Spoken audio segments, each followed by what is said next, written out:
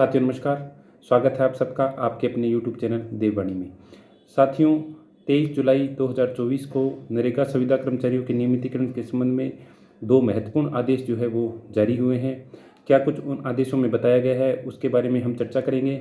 और ये आदेश जो है केवल नरेगा संविदा कर्मचारियों के लिए नहीं बल्कि सभी विभागों के संविदा कर्मचारियों के लिए महत्वपूर्ण है। इनको समझना महत्वपूर्ण है क्योंकि जो नियम है वो सारे के सारे कार्मिक विभाग से वित्त विभाग से ही आ रहे हैं और जो संविदा कर्मचारियों का जो कैडर है संविदा सेवा नियम 2022 जो है वो सभी पर एक प्रकार से ही इम्प्लीमेंट होगा। इसलिए जो भी आदेश किसी भी विभाग में अगर आ रहे हैं तो वो सभी के लिए जानना काफ़ी महत्वपूर्ण है।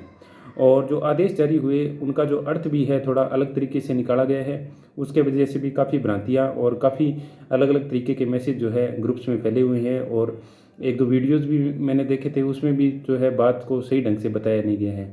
तो चलिए चर्चा करते हैं कि क्या जो है आदेश 23 तारीख को जारी हुए हैं और क्या जो है उनका अर्थ निकलता है। उससे पहले साथियों मेरा एक बार फिर से आपसे अनुरोध है कि आप मेरे चैनल को यदि पहली बार देख रहे हैं, मेरे वीडियो को पहली बार देख रहे हैं तो संविदा कर्मचारियों से संबंधित सभी महत्वपूर्ण सूचनाओं के लिए और महत्वपूर्ण आदेशों के लिए इस चैनल को प्लीज़ साथियों सब्सक्राइब करें। चलिए साथियों देखते हैं कि क्या आदेश निकला है। पहला आदेश जो है 23 तारीख की दिनांक में निकला था। वो जो नरेगा योजना के अंतर्गत संविदा कर्मचारी हैं उनके दस्तावेज सत्यापन के लिए निकला था। दस्तावेज सत्यापन जैसा जिला स्तरीय स्क्रीनिंग जो है पहले से चल रही है हमें पता है और यह टाइम भी काफ़ी लंबा खींचा गया। मार्च में जैसे हमने देखा था कि सरकार ने उनके पद स्वीकृत किए थे पहले तो और उसके बाद में जिला स्तरीय स्क्रीनिंग भी तुरंत चालू कर दी थी। लेकिन जो निर्धारित टाइमलाइन थी उस टाइमलाइन के अंदर जो है वो काम नहीं हो पा रहा था और उसके बाद में बजट स्तर जो प्रारंभ हो गया तो सारे के सारे जो अधिकारी कर्मचारी जो हैं वो बजट में लग जाते हैं तो उस वजह से भी थोड़ा डिले हुआ। तो मैं ये कहूँगा कि संविदा कर्मचारियों की थोड़ी बहुत किस्मत का भी इसमें रहता है क्योंकि पहले लोकसभा चुनाव और फिर ये बजट स्तर उसके तुरंत बाद चालू हो गया। परंतु साथियों अब जो है काम एक बार फिर से जो है गति पकड़ना प्रारंभ हो गया है और इसी क्रम में जो दस्तावेज सत्यापन का पहला जो है लेटर जारी हुआ है जिसमें यह लिखा गया है कि 9 साल और उससे ऊपर की सेवा जिस भी संविदा कर्मचारी की हो गई है अडॉप्शन से पूर्व उसके दस्तावेज सत्यापन करने और जो संबंधित बोर्ड और विश्वविद्यालय है उनसे उनकी डिग्रियों का सत्यापन जो है करवाया जाना है। आजकल साथियों चाहे कोई भी भर्ती हो, नियमित भर्ती जो भी हो रही है या संविदा भर्ती भी हो रही है, उन सब में जो है दस्तावेजों का सत्यापन एक महत्वपूर्ण जो है भूमिका उनकी बन गई है क्योंकि बहुत सारे कैंडिडेट जो है फर्जी डॉक्यूमेंट लगाकर नौकरियां पहले लग गए थे और अब धीरे धीरे उनको निकाला भी जा रहा है। और जो है नए कैंडिडेट जितने भी आ रहे हैं उनका एकदम ऑथेंटिक तरीके से जो है डॉक्यूमेंट वेरिफिकेशन हो रहा है। तो ये आप सबके लिए महत्वपूर्ण है और इसके लिए जो है यहाँ पर नोडल अधिकारी नियुक्त करने के लिए सभी जो जिला कलेक्टर होते हैं उनको इस लेटर में निर्देश दिए गए थे कि भाई दस्तावेज सत्यापन उनका करना है। और टाइमलाइन भी जो साथ साथ इसमें दी गई है कि जिला स्तर पर दस्तावेज सत्यापन की कार्रवाई पूर्ण करना है वो आप 25 जुलाई तक करनी है। आपको 25 जुलाई तक आपको हर तरीके से जो भी जिला क्योंकि काम तो काफ़ी पहले से इनका चल रहा है लेकिन 25 तारीख से पहले पहले जो है आपको जिला स्तरीय दस्तावेज सत्यापन की कार्रवाई एकदम पूर्ण कर लेनी है। और उसके बाद में संबंधित बोर्ड विश्वविद्यालय से निर्धारित शैक्षणिक योग्यता संबंधित दस्तावेजों की जाँच की कार्रवाई करना। ठीक है, बोर्ड और विश्वविद्यालय जितने भी हैं उनसे भी आपको ही जो है इनकी जाँच करवानी है और यह है 26 जुलाई तक आपको पूर्ण करनी है। राज्य स्तर पर निर्धारित प्रारूप में सूचना भिजवानी। 29 तारीख तक जो है फॉर्मेट इसके अंदर दिए हुए हैं उन फॉर्मेट में जो है सूचना राज्य स्तर पर इनको भिजवानी है। और जिला स्तर पर दस्तावेज सत्यापन हेतु की गई कार्रवाई की राज्य स्तर पर जिलेवार समीक्षा जो है वो 30 जुलाई को साथियों की जाएगी। इससे पहले साथियों जो विधानसभा का रिप्लाई आया था उसके अंदर भी जो नरेगा के लिए है डिपार्टमेंट ने ये बोला था कि हम इसी वित्तीय वर्ष में कार्मिक विभाग ने बोला था कि इनकी हम जो नियमित नियुक्तियां हैं वो कर देंगे। और उसी क्रम में जो है अब ये एक लेटर 30 जुलाई तक की टाइमलाइन का जो है जारी हुआ है। इसमें जिला स्तरीय आपको स्क्रीनिंग भी पूरी करनी है और डिग्रियाँ भी वेरीफाई इनकी करवानी है। ठीक है साथियों, थोड़ा बहुत हो सकता है और टाइम इसमें ऊपर नीचे हो जाए लेकिन ये जो पूरा आपका शेड्यूल जो है वो रहने वाला है। नरेगा वाले सचिव जितने भी हैं वो सारे के सारे जो हैं इस काम में जुट जाइए और सारे काम छोड़कर इस काम में एकदम इसको प्राथमिकता दीजिए आप। और बाकी डिपार्टमेंट जो भी है उनके भी ऐसे ही कार्रवाइयाँ जो होनी है आदेश जो है जल्दी ही निकट भविष्य में चिकित्सा विभाग हो चाहे और शिक्षा विभाग हो, इन सभी का जो है निकलने वाला है अब धीरे धीरे करके, क्योंकि बजट स्तर जो है वो समाप्ति की ओर है और उसके बाद में जो है कार्रवाई धीरे धीरे सभी डिपार्टमेंट की जो है चालू होने वाली है। उसके बाद में साथियों जो दूसरा आदेश निकला था उसके अंदर जो है स्थिलन के बारे में चर्चा की गई थी। उसी दिन जो है घंटे 2 घंटे पहले तो वो आदेश निकला था जिसमें 9 वर्ष या उससे अधिक की क्लियर कट जो सूचना एकदम मांगी गई थी और घंटे 2 घंटे बाद ही जो है इनको एक दिशा निर्देश जो है स्थिलन के बारे में भी जारी करना पड़ा था। इसमें यह लिखा हुआ है कि संविदा सेवा नियम 2022 के तहत महात्मा गांधी नरेगा योजना अंतर्गत कार्यरत संविदा कार्मिकों हेतु अनुभव में स्थिरता के संबंध में ये निर्देश जो है जारी किए गए हैं सभी जिला कलेक्टर महोदय को। तो उपरोक्त विषय अंतर्गत प्रासंगिक पत्रों द्वारा महात्मा गांधी नरेगा योजना अंतर्गत इसमें रेफरेंस दिए गए हैं 3 लेटर के जो पहले जारी हुए थे इनके दस्तावेजों के सत्यापन के लिए।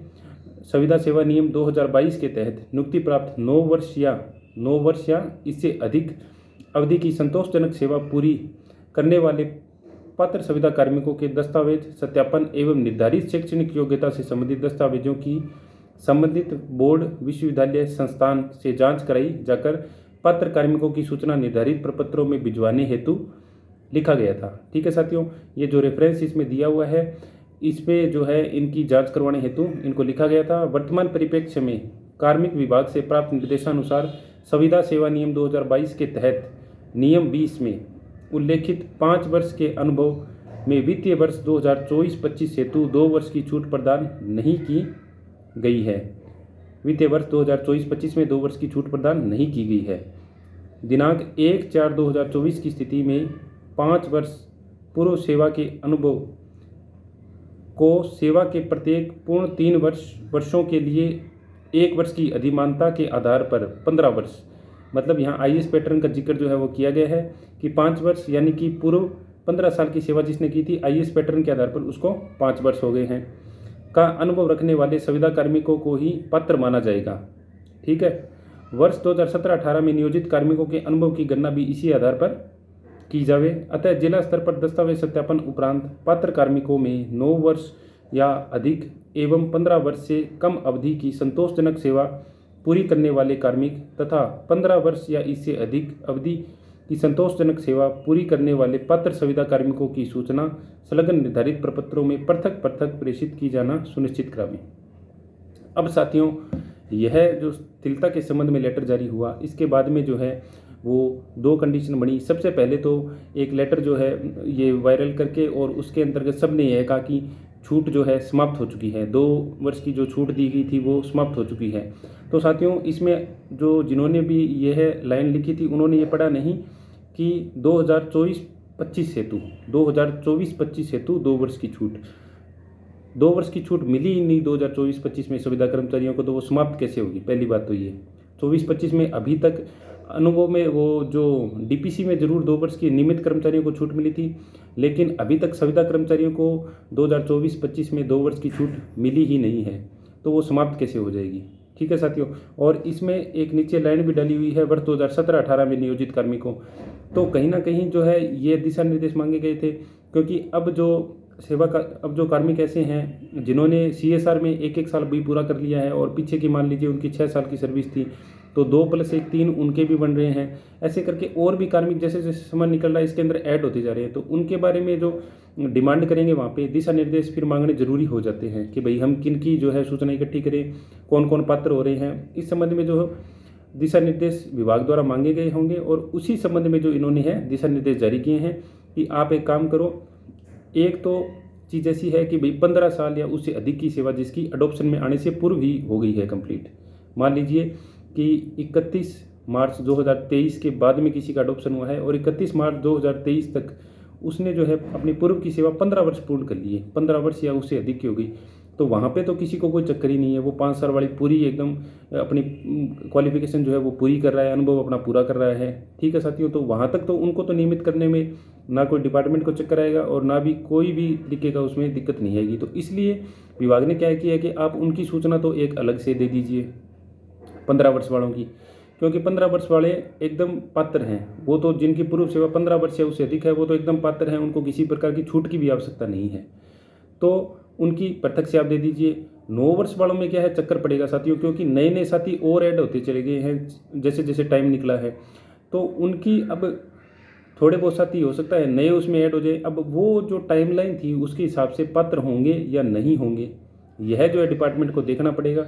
इसलिए उन्होंने क्या है कि पृथक से जो सूचना मांगी है 9 वर्ष वालों की, ना कि ये है कि 2 वर्ष की छूट समाप्त हो गई, या मतलब 2 वर्ष की छूट 24-25 में अभी तक मिली भी नहीं है किसी को। 2 वर्ष की छूट 24-25 में मिलेगी तब इसमें और ज़्यादा कार्मिक पात्र होंगे। दूसरी बात साथियों, मैं आपको एक उदाहरण से समझाता हूँ कि मान लीजिए कि कोई वैकेंसी निकली है 2023 में, 2023 में वैकेंसी निकली है और उसके अंदर 3 साल की छूट दी गई है। नॉर्मली मान लीजिए चलो 40 वर्ष की आयु होती है फॉर्म भरने की, और 3 साल की छूट दे दी, 43 वर्ष आयु किसी की, वो फॉर्म भर सकता है दिसंबर 2023 तक जिसकी है। और मान लीजिए कोई कैंडिडेट है जिसकी आयु 43 वर्ष होने वाली है, एकदम 2-4 दिन ही कम है, तो वो क्या करेगा, उस भर्ती में फार्म भरने के योग्य तो वो हो गया उस टाइम में, उसने वो फार्म भी भर दिया। पर मान लीजिए कि उस पूरी भर्ती का एग्ज़ाम ही नहीं होता है, 23 में नहीं होता है और 24 में भी नहीं होता है, ठीक है साथियों, और 25 में जाके वो भर्ती रीओपन हो जाती है दोबारा, तो क्या उस कैंडिडेट को बाहर निकाल दिया जाएगा?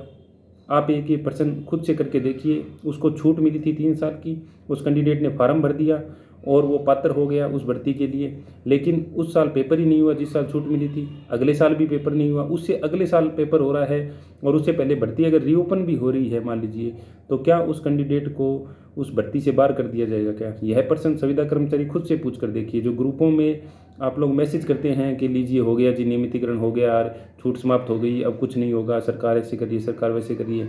यदि सरकार को कुछ करना नहीं हो तो सरकार के लिए आदेश निकालना भी कोई बहुत ज़्यादा ज़रूरी नहीं है। तो यह बात आप समझिए नेगेटिव मैसेज करने से पहले। और 2 वर्ष की छूट जो पिछले वित्तीय वर्ष में मिली थी, उस समय जो कैंडिडेट पात्र थे उन्होंने उसका लाभ तो लिया ही नहीं अभी तक, तो ये थोड़ी है कि वो अब अपात्र हो जाएंगे। और अगर वो अपात्र हो जाते 2 वर्ष या उससे की छूट वाले कैंडिडेट, तो इसमें 9 साल वालों की सूचना भी नहीं मांगी जाती, सीधा 15 वालों की मांग लेते। 9 वाले फिर वो क्यों कागजी कार्रवाई उसमें उलझ रहे हैं, उनकी डिग्री भी है जो वेरीफाई करेगा विभाग, और सारी कार्रवाई भी चलेगी, उनकी सूचना भी जो है बढ़ानी पड़ेगी, वो करते ही क्यों? 15 वाले तो सीमित से कैंडिडेट है, 15 या प्लस वाले, तो फिर उनकी कर लेता खाली। 2024-25 में अभी तक किसी भी प्रकार की कोई छूट नहीं मिली है। छूट मिलेगी तो कैंडिडेट इसमें 9 साल प्लस वाले जो हैं वो और ज़्यादा बढ़ जाएंगे, या जिनके पूर्व सेवा के 6 साल हो गए हैं, 6 के 2 बनते हैं, और जिनके नई सेवा में 1 साल हो गया कंप्लीट, वो किस हिसाब से गणना करते हैं, 1 साल की ज्वाइनिंग डेट से करते हैं या वित्तीय वर्ष से करते हैं, वो भी अभी तक इसमें हुआ नहीं है खुलासा। क्योंकि साथियों पहली बार जब कोई चीज़ इम्प्लीमेंट होती है, पहली बार जब कोई चीज़ लागू होती है, तो उसमें बहुत सारी टेक्निकल दिक्कतें आती है। जब अधिकारियों को दिक्कत आती है तो वो कार्मिक विभाग से पूछते हैं, कार्मिक विभाग को दिक्कत आती है तो वो मीटिंग बुला के अधिकारियों से चर्चा करते हैं उस बारे में, फिर उनका संशोधन निकलता है। जो कैंडिडेट जो लगे हुए हैं इस काम में रात दिन, उनको कोई कुछ नई चीज़ पता चलती है तो वो जाके वहाँ पर बता के आते हैं कि सर ये चीज़ ऐसे करिए, हमारे इसमें फ़ायदा हो रहा है या हमारे इसमें नुकसान हो रहा है, तो उस हिसाब से भी संशोधन करना पड़ता है। तो संशोधन तो अभी काफ़ी होंगे, इसके अंदर चलते रहेंगे, ये तो रूटीन एक प्रक्रिया है। तब तक हमारा काम क्या बनता है कि जो भी लेटर आ रहा है जिसके हिसाब से कार्रवाई चलनी है, होनी है, उसमें साथ दें, ना कि गुट बना दें अलग अलग। 15 प्लस वाले हो गए, 9 से ऊपर वाले, 15 से कम वाले हो गए, और फिर 9 से कम वाले हो गए, ऐसे ऐसे करके अलग अलग गुट जो है वो बढ़ते चले जा रहे हैं। कोई कह रहा है कोर्ट में जाऊंगा, कोई कह रहा है कहीं जाऊंगा। तो यदि आप कहीं जाओगे तो आप खुद अपना ही रास्ता रोक लेंगे। साथियों हमें याद है कि जो चिकित्सा विभाग में है, नर्सिंग पैरामेडिकल कैडर है, उनका जो पहला बैच जब बोनस अंकों से नियमित हुआ था तो काफ़ी साल की उनकी 13-13, 14-14, 15-15 साल की सर्विस हो गई थी पहले बैच की, और उसके बाद में साथी नियमित हुए थे। दूसरा बैच जब वैकेंसी आई नियमित हुए तो 6-6, 7-7 साल की सर्विस उनकी हुई थी, उनका जल्दी नंबर आ गया। और अब तीसरा बैच जो नियमित होने वाला है, हम उनको देख रहे हैं, उनका 3-3 साल में ही नंबर आ गया, किसी का 2 साल में, किसी का 3 साल में ही नंबर आ गए हैं। तो एक बार जब प्रक्रिया बढ़ जाती है, फर्स्ट टाइम जो है दिक्कत आती है, उसमें थोड़ी बहुत इम्प्लीमेंट करने में दिक्कत आती है रूल को, लेकिन इसका मतलब यह नहीं है कि काम नहीं हो रहा, काम नहीं चल रहा। और जो भी भ्रमित करने वाले मैसेज आते हैं आप उन पर ध्यान मत दीजिए, आप पॉजिटिविटी से रहिए, क्योंकि कोई भी सरकार का आदमी या कोई भी ये नहीं करा कि हम इसको नहीं करेंगे। विधानसभा के आप रिप्लाई देख लीजिए, सारे यही कह रहे हैं कि प्रक्रिया चल रही है और निश्चित रूप से जो है इस प्रक्रिया का इम्प्लीमेंट होगा। इससे बढ़िया चीज़ जो है सुविधा कर्मचारियों के लिए कभी भी निकल कर नहीं आ सकती है। इन नियमों को इम्प्लीमेंट करवा लीजिए, चाहे 15 प्लस वाले हो जाएं एक बार, चाहे 9 प्लस वाले हो जाएं, और चाहे 9 से कम वालों का किसी का नंबर आ रहा है तो वो भी हो जाए। जिसका भाग्य काम करेगा उसका नंबर आ जाएगा साथियों। जिसका नहीं आ रहा है, अनुभव जिसका कम है, साल भर कम है, 6 महीने कम है, हो सकता है अगले चरण में आए, तो वो एकदम संतोष से एक बार जो है अपने साथियों का सहयोग करें हर काम में। विभाग से कोई सूचना, आप सब विभाग में बैठे हैं, कोई सूचना मांगी जा रही है, तुरंत प्रभाव से तैयार कीजिए उसको। जो भी जहाँ भी जैसे भी आप हेल्प कर सकते हो अपने सीनियर्स की, तो वैसे उनकी हेल्प कीजिए। मान लीजिए साथियों 15 प्लस वाला कौन है, आप खुद सोच कर देखिए। ऐसा कर्मचारी है जिसने 15 साल से ऊपर सेवा की है, कुछ की तो 22-22, 25-25 साल की सेवा भी हो गई है। उनकी आज उम्र जो है 45 साल से ऊपर हो चुकी है, 50 साल से ऊपर हो चुकी है। तो उनका नियमितीकरण अगर हो रहा है पहले चरण में, तो दिक्कत किसको है ये बताइए मुझे, कहाँ दिक्कत आ रही है? क्या उनका पहला अधिकार नहीं बनता नियमितीकरण पे? और यदि आपका दूसरे चरण में हो जाता है तो क्या हो जाएगा उसमें? यदि आपकी उम्र कम है, साल भर और निकल जाता है, तो उसमें भी कहाँ दिक्कत आ जाएगी? हम तो खुद ये चाहते हैं कि जो पहला ही चरण है उसमें अधिक से अधिक का हो जाए। लेकिन फिर भी कुछ साथी नए लगे हैं भी मान लीजिए, और जिनकी पूर्व की सेवा 3 साल भी नहीं हुई थी, 2 साल भी नहीं हुई थी, उनको भी तो 2-2 3-3 साल निकालने हैं। तो शांति से एकदम निकालिए, काम होने दीजिए। कहीं भी अभी काम में कोई भी बाधा मत पहुंचाइए। और इन जो भी लेटर आते हैं इनको ध्यान से पढ़िए, समझिए, ना कि मान लीजिए कोई भी किसी भी प्रकार का मैसेज जो है वो वायरल कीजिए। क्योंकि पीछे भी ये हुआ है कि संविदा कर्मी ही जो है वो संविदा कर्मियों का काम खराब करके आए हैं। अभी भी जो ये 9 और 15 वाला पेज जो बीच में फंसा है, इसमें भी कहीं ना कहीं कुछ संविदा कर्मियों का ही हाथ है, वरना तो ये बात ही नहीं होती। तो इस प्रकार से जैसे जैसे टाइम निकलेगा नई नई विसंगति आएगी। उससे अच्छा है कि काम जिस भी तरीके से हो रहा है, जिस भी डिपार्टमेंट का हो रहा है, एक बार हो जाने दीजिए। कुछ संविदा कर्मी भी यदि नियमित हो जाते हैं संविदा सेवा नियम 2022 के अनुसार, तो ये रूल जो है पूरा इम्प्लीमेंट होगा और आप सभी का जो है इसमें भला हो जाएगा। और बहुत बड़ी संख्या भी जो है वो नहीं है, बहुत बड़ा लोड जो है शिक्षा विभाग का है, वो शायद अगले साल तक पात्र होंगे तब जाके निकलेगा। उससे पहले अभी कोई बहुत बड़ी संख्या नहीं है, यदि 15 प्लस वाले भी होते हैं और यदि 9 प्लस वाले भी होते हैं तो इसलिए साथियों मेरा आपसे यही कहना था कि जो ये लेटर जो आया है 2024-25 के लिए, इसमें लिखा है कि छूट जो है अभी प्रदान नहीं की गई है। तो वो छूट ना तो कोई समाप्त हुई है, और संभावना भी यही है, मैं संभावना जता रहा हूँ अभी कि इस साल भी जो है छूट मिल जाएगी। मैं पूरी एकदम वो तो नहीं कहता, जब तक मान लो लेटर मेरे हाथ में नहीं आता मैं कोई भी चीज़ कन्फर्म नहीं कहता, लेकिन संभावना यही है कि इस साल भी जो है वो छूट मिल जाएगी। तो वो भी जो पचड़ा थोड़ा बहुत दिमाग में घूम रहा है कि भाई 9 वाले पात्र होंगे या नहीं होंगे, वो भी आपका क्लियर हो जाएगा अगर इस साल भी छूट का आ जाता है तो। क्योंकि पिछले साल तो मिली हुई थी, आप लोग पात्र थे ही, और अब यदि और भी क्लियरेंस उसमें आ जाती है, इस साल भी छूट मिल जाती है फाइनेंशियल ईयर में, तो और भी साथी जो है वो पात्र हो जाएंगे। लेकिन आप लोग यही करिए कि जल्दी से जल्दी अपना काम करवा लीजिए। नरेगा वाले जितने भी साथी हैं वो जल्दी से जल्दी एकदम इस पर टूट पड़िए और अपना काम करवा लीजिए नियमितीकरण वाला। 15 वाले जितने जल्दी हो सके उनको नियमित करवा दीजिए, 9 वाले भी हो सकते हैं तो उनको भी करवा दीजिए। ठीक है साथियों, अगले ऐसे ही महत्वपूर्ण वीडियो में मिलते हैं। वीडियो पसंद आया तो इसको लाइक करें, अपने सभी संविदा ग्रुपों में शेयर करें, और कोई भी डाउट यदि आपको इन लेटर के संबंध में अभी भी है तो कृपया मुझे कमेंट करके ज़रूर बताएं। मैं यही उम्मीद करता हूं कि जल्दी से जल्दी जो है सारे संविदा कर्मचारी नियमित हो जाएं और उनके नियमितीकरण का ऐसा मार्ग प्रशस्त हो जाए कि उनको आगे कभी भी कोई तकलीफ ना आए, कोई भी भ्रम की स्थिति उनकी ना हो। ठीक है साथियों, बहुत बहुत धन्यवाद साथियों।